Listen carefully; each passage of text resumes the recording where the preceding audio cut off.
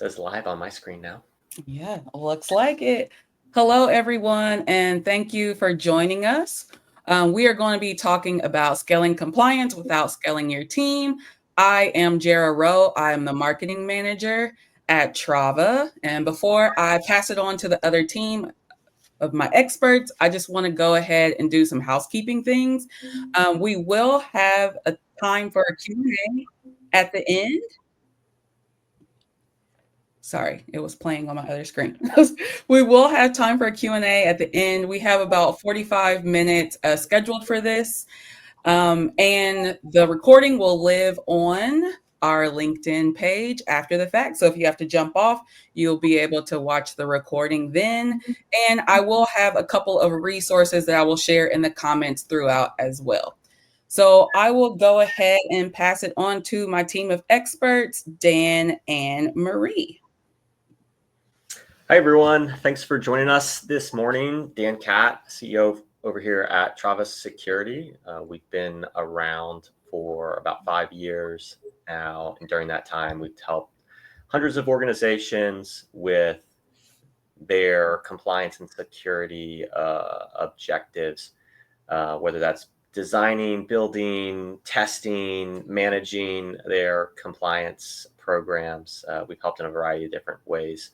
For background, I've been in the cybersecurity and compliance space for the last 10 or so years. Prior to that, Navy intelligence guy that made the jump over to go to market. I think I bring a unique perspective in that I've been on both the consulting side as a service provider of these offerings, but also as a SaaS go-to-market leader and the ultimate consumer of some of these services from a go-to-market perspective as we sell into large enterprise organizations. I am joined by Marie Joseph from our team, who leads our compliance practice, and I'll give Marie an opportunity to share a bit about her background. Yeah, hello everyone. I'm Marie. I'm the manager of compliance advisory here at Trava. I've been here for over 4 years now, which is kind of crazy. But I mainly help our customers go through whatever compliance goal they might have. Most of the time, I would say the average thing is like SOC 2, ISO 27001, GDPR, CCPA, just to name a few of those. So I have a team of people that I help with managing all of our different customers with all their different compliance goals and calendars.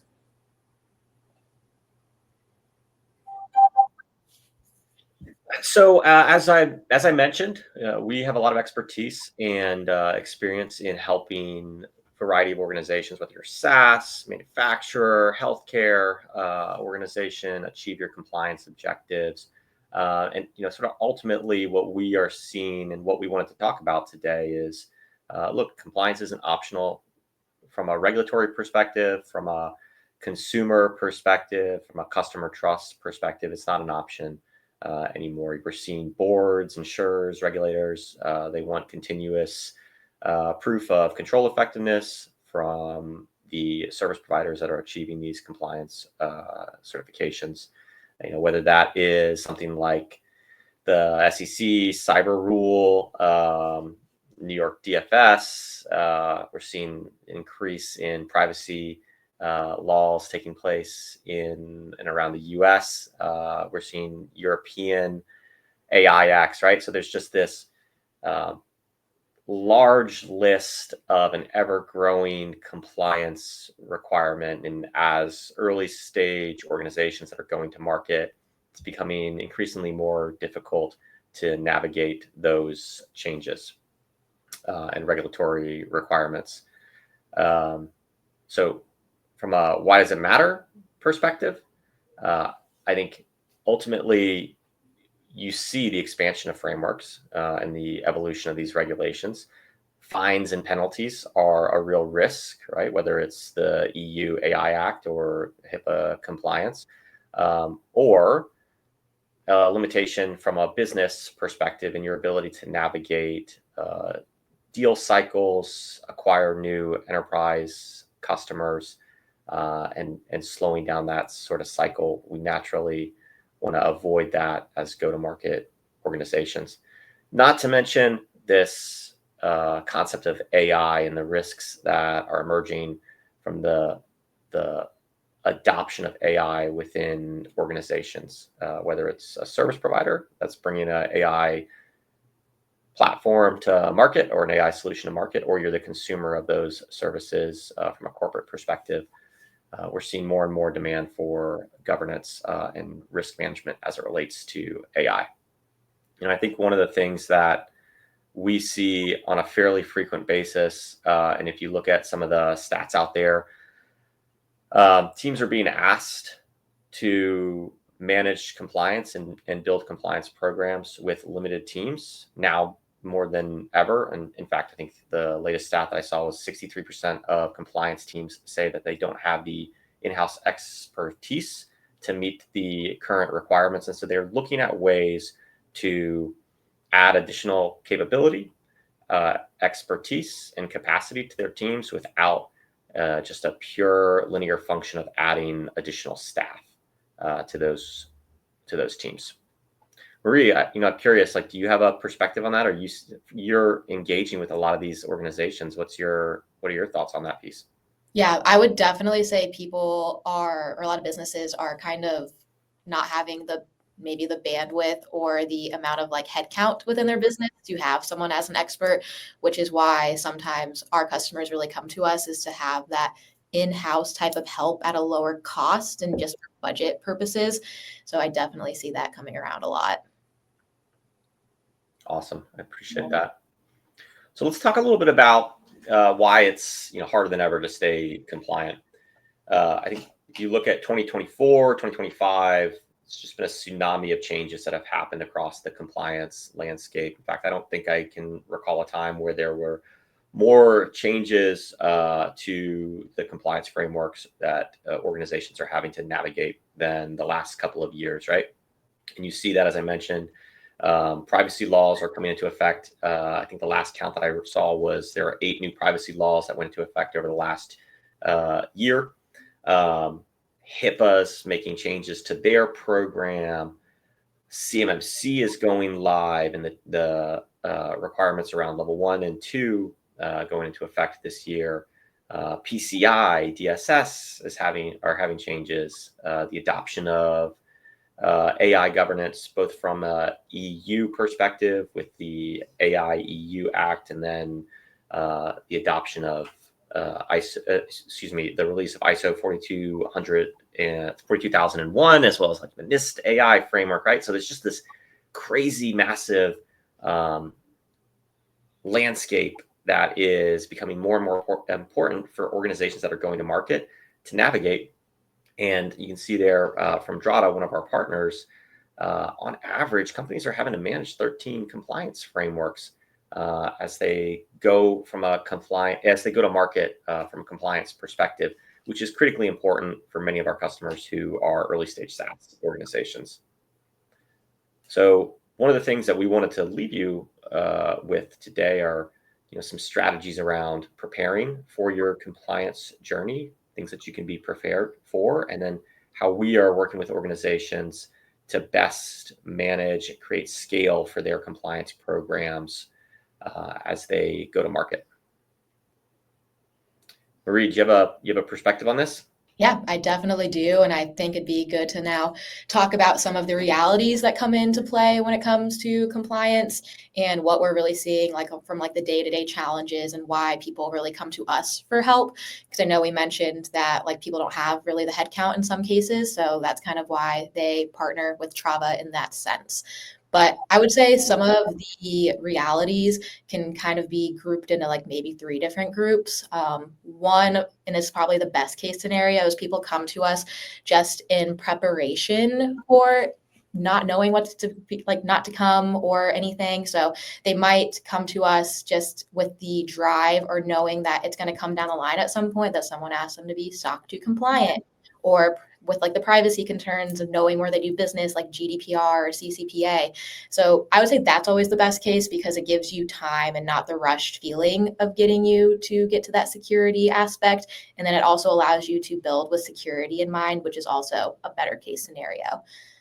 Second, I would say this one is probably more relevant with some of our case studies with our customers, but people come to us with a really quick deadline in mind. And that's usually because of a prospect or a current client being like, you need to be SOC 2 certified in 3 months or 6 months, for example, or else we're not continuing our contract with you.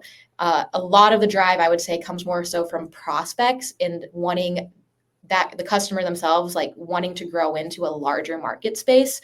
So a lot of the times those bigger prospects will expect a better security posture. And in some cases, a lot of these customers come with little to nothing, or maybe an unorganized sort of maturity for a security program.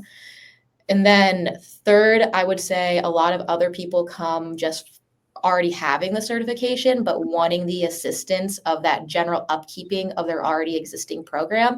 It becomes kind of overwhelming. It was just a random hat they were thrown at them. And sometimes a lot of the times when that's just a role they were kind of forced upon when it wasn't originally in their job description, it kind of comes with that burnout and turnover risk that we might see. So getting help from Trava on that side has been, I would say, helpful for some programs, if not all of them. But that's just kind of the 3 high-level scenarios I see.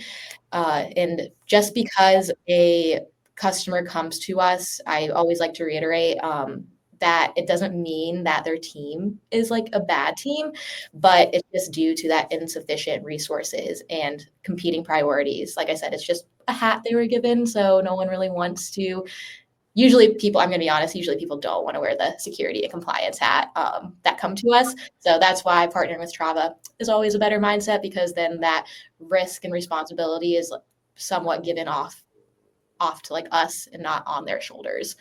But every customer too kind of starts at a different state. I kind of alluded to that with those 3 scenarios, but we really focus on getting customers to either their first audit or keeping up their program, and focusing on making their program kind of customized in a way that we can, just because compliance and security is not one size fits all. So kind of want to reiterate that, but we work to make them achieve their goal in the quickest and most efficient way possible. I think you made a lot of solid points there, Marie. I think one other thing that I've heard a lot in speaking with go-to-market leaders and just leaders at organizations that are sort of in this position is the support around information security questionnaires and being able to navigate that process, reduce sales cycle by leveraging a security or compliance partner to best position security as a differentiator for those organizations. I mean, what do you see from a go-to-market perspective on that front? Like, I'd love to hear what your team's doing as it relates to that.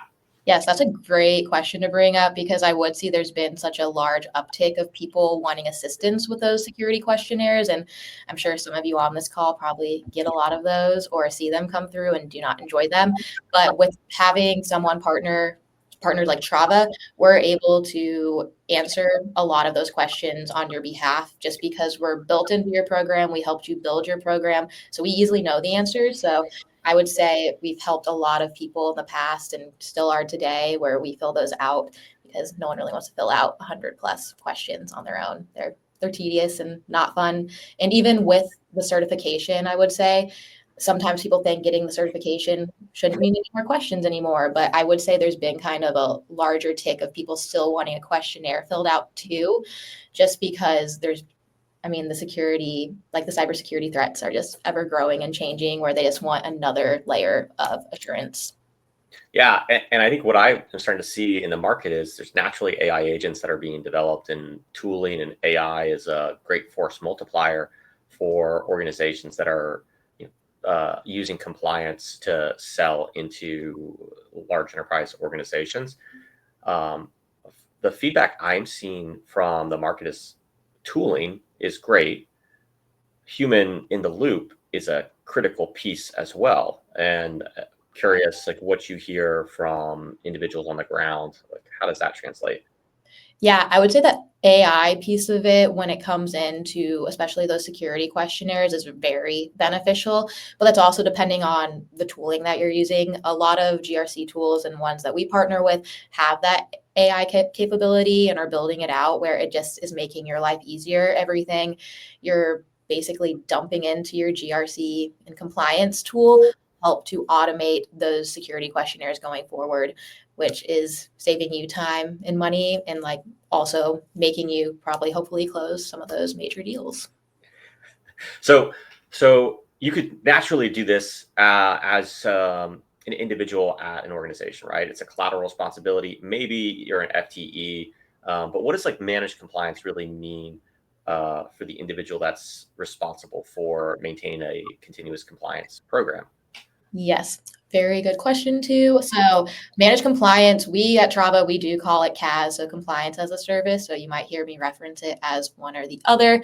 But managed compliance, I always like to think of it as normally the typical consultant would come in as the coach. We just would be advising. But with the managed compliance side of things, we become both the coach and a player on your team. So that means that we would be responsible for helping collect a lot of the evidence requests that come in for like your audits and just the overall readiness that are being asked for in like your GRC tool, just depending on what the controls under the framework you're trying to achieve. And we also help with editing policies and getting those to that ready state and just overall upkeeping of your program going forward.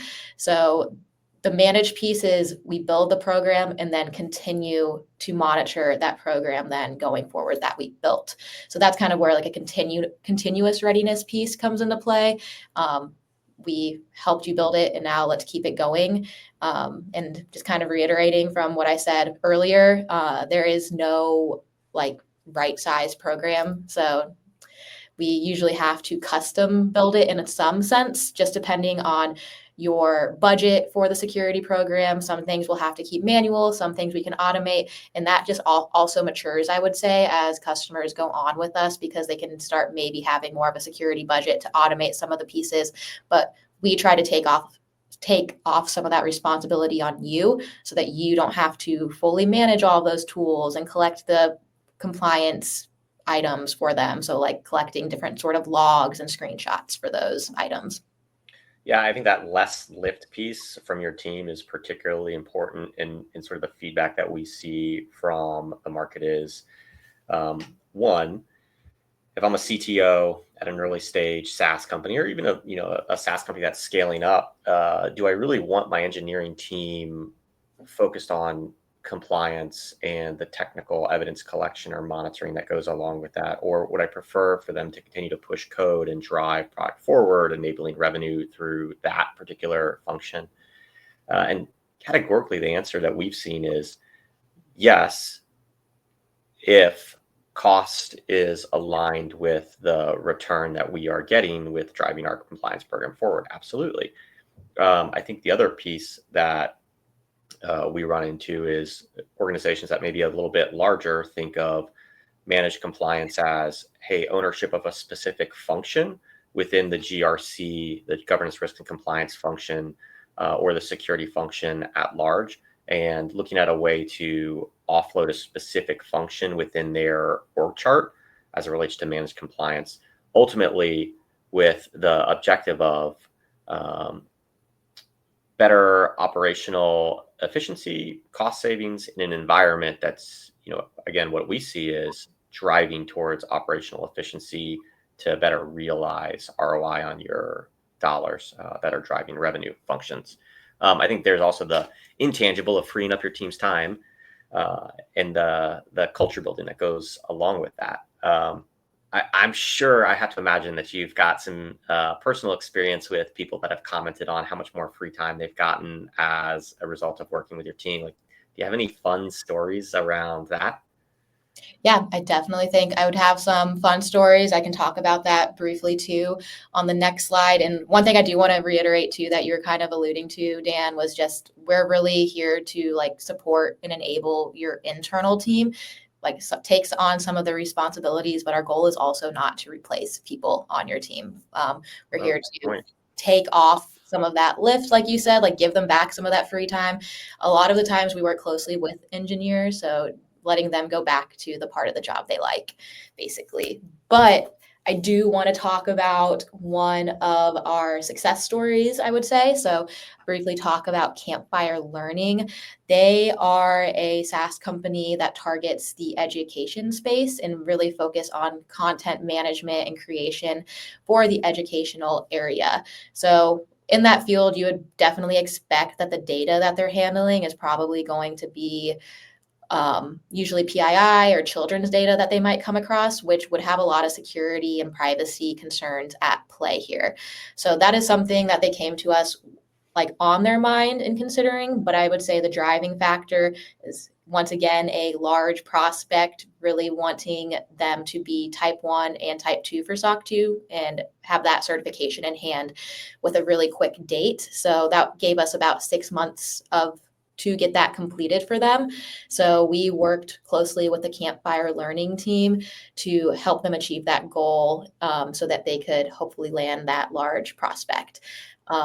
It was a bigger team effort, I would say, but we really became part of their program and a part of their team, especially. I think they kind of see that with our partnership now that we have going forward, where we were able to also help them fill out a large security questionnaire, that, referenced here, the HECVAT questionnaire. That is Higher Education Community Vendor Assessment Toolkit. So a mouthful, but realistically, it is just what the educational industry sees as major security concerns and things that they would like to see their software that they use operate. So we helped them get to that type 2.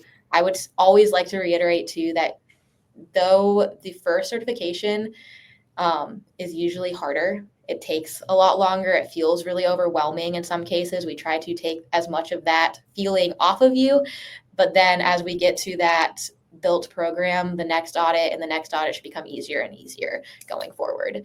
And that's just kind of how our plan usually goes going forward. And with that, since we built Campfire's program, we were able to help them fill out that very long questionnaire. There's a light version and a regular version. The light version was still like 100 questions, so the regular one was even more.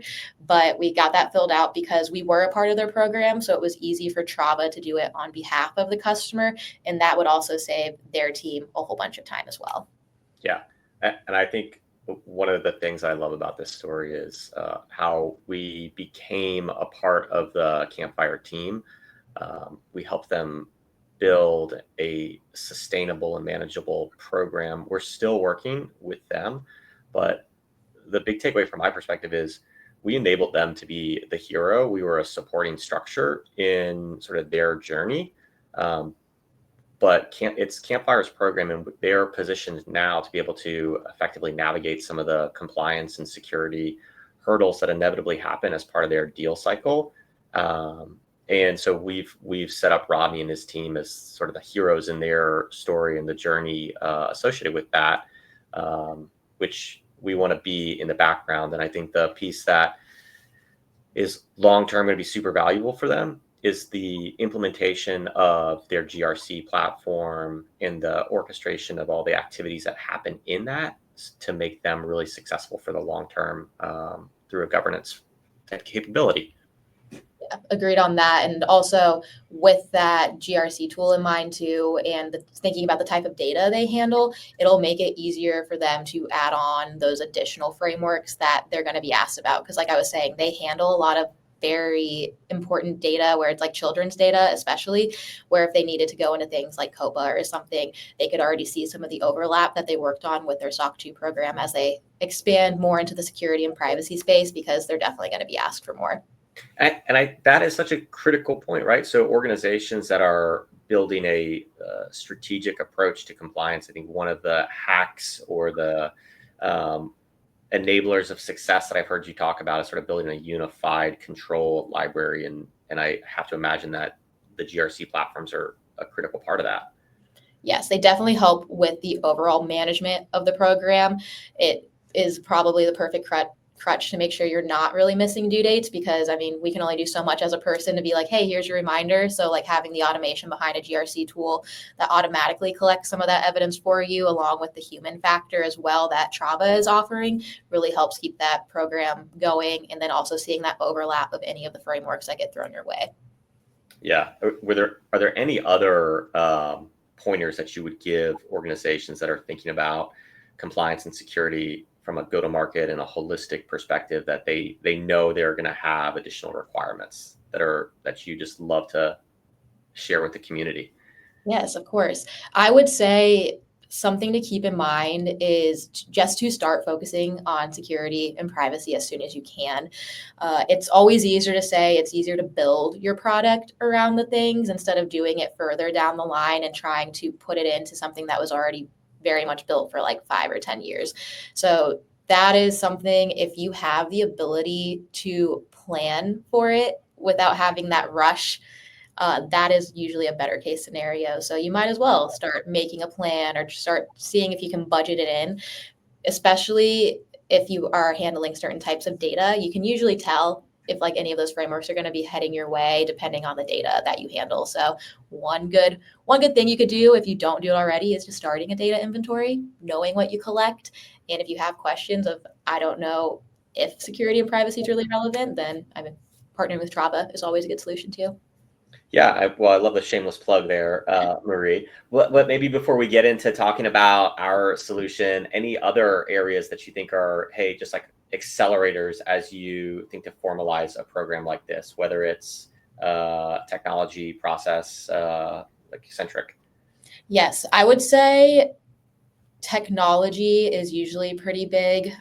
If you have the budget for it, there's always like manual processes that you can work on that I would say that we have solutions for. So big automation things you could look at. One, obviously a GRC tool.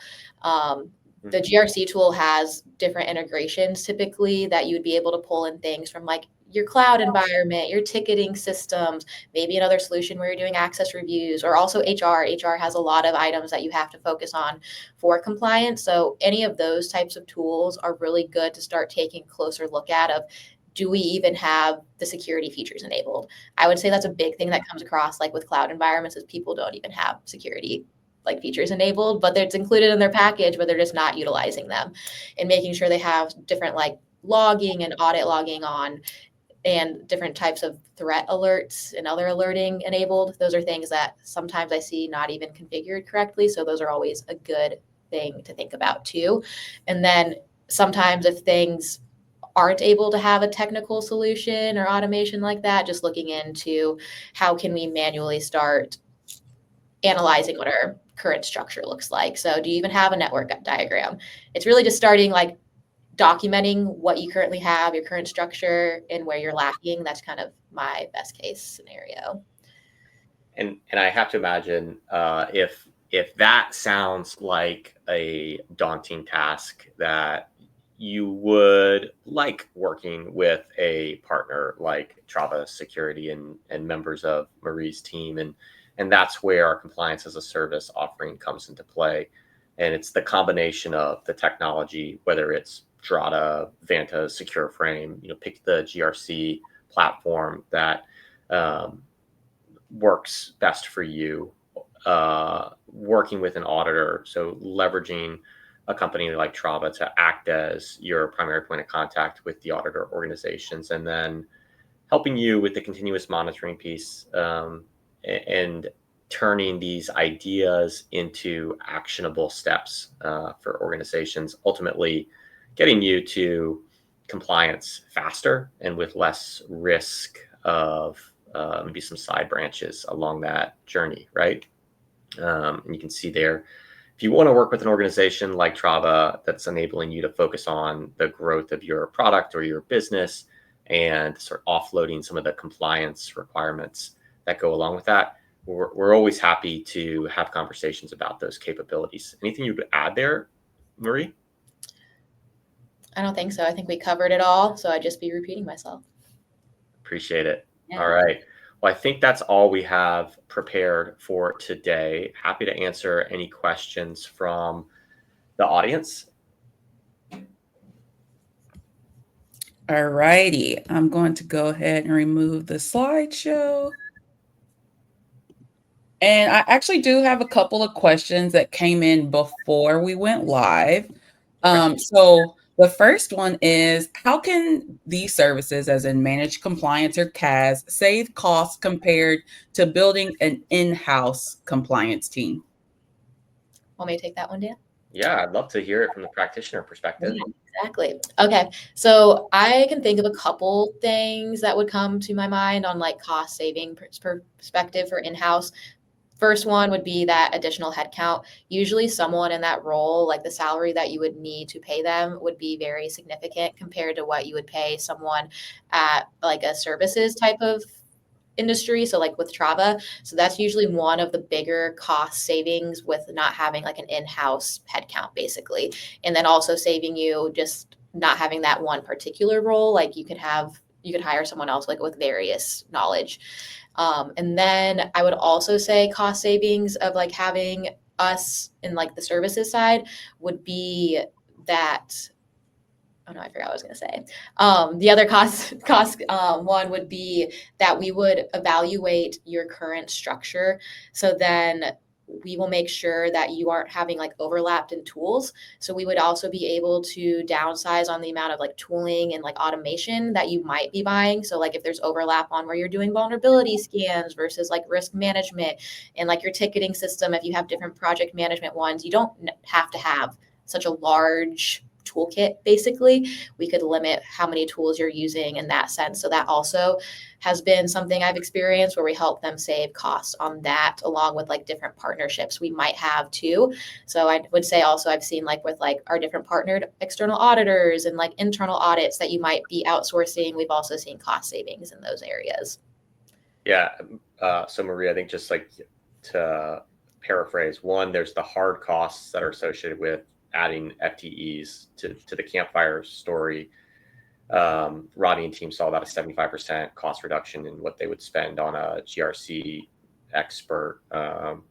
Rough costs, somewhere between 100, 150 grand, depending on skill set for those type of individuals. So there's the hard cost savings there. Two, there's the operational efficiency cost or the opportunity cost that I heard you describe there on the expertise around multiple compliance frameworks, multiple security questions and scenarios that a consultancy brings to the table. And then there's the tooling piece, again, another hard cost. I think the part that's really hard to quantify is the risk cost, whether it's from a brand reputation perspective, and then the opportunity cost from like a go-to-market perspective, deal cycles being slowed down or being stalled out entirely because you don't have the right answers to the questions from an InfoSec perspective, is another way to think of it from a cost quantification perspective. And I think about it that way as someone who's consumed the services of a Trava. Yeah. So Dan, I have the next question towards you. Sure. How would a company measure the ROI or success of like a managed compliance service? Yeah, that's a fun question.